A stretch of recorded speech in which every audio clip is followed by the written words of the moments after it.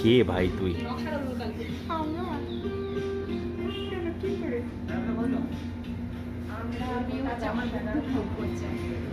হ্যাঁ